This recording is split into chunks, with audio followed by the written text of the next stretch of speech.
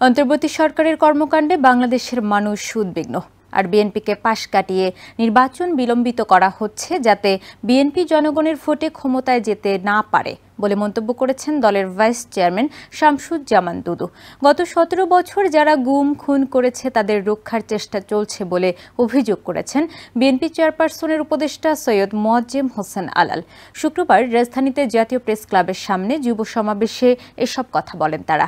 এদিকে চট্টগ্রামে এক আলোচনা সভায় বিএনপির স্থায়ী কমিটির সদস্য সেলিমা রহমান বলেন, কিছু রাজনৈতিক দল নির্বাচনের বিরুদ্ধে কথা বলছে, তারা চায় না দেশের মানুষ গণতন্ত্র ফিরে পাক।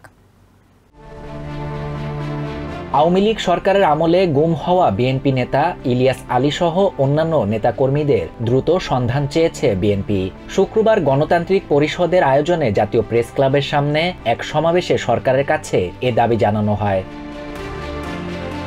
সমাবেশে যোগ দিয়ে বিএনপির যুগ্ম মহাসচিব খায়রুল কবির খোকন অন্তর্বর্তী সরকারকে ফ্যাসিস্ট সরকারের আমলে গুম হওয়া নেতাকর্মীরা কোথায় আছে তা জনগণের কাছে স্পষ্ট করার তাগিদ দেন। আর অন্তর্বর্তী সরকারের তৎপরতায় কিছু হবে না মন্তব্য করেছেন বিএনপির চেয়ারপারসনের উপদেষ্টা মোয়াজ্জেম হোসেন আলাল। তিনি বলেন, এই সরকারকে চাপ প্রয়োগ না করলে কোনো কাজই ঠিকমতো হয় না। এ সময় বিএনপির ভাইস চেয়ারম্যান শামসুজ্জামান দুদু বলেন, বর্তমান সরকারের কর্মকাণ্ডে জনগণ উদ্বিগ্ন। তার অভিযোগ, বিএনপিকে পাশ কাটাতেই সরকার নির্বাচনে বিলম্ব করছে। বিএনপি নেতারা অভিযোগ করেন, ১৭ বছর যারা গুম খুন করেছে তাদের রক্ষায় চেষ্টা চলছে।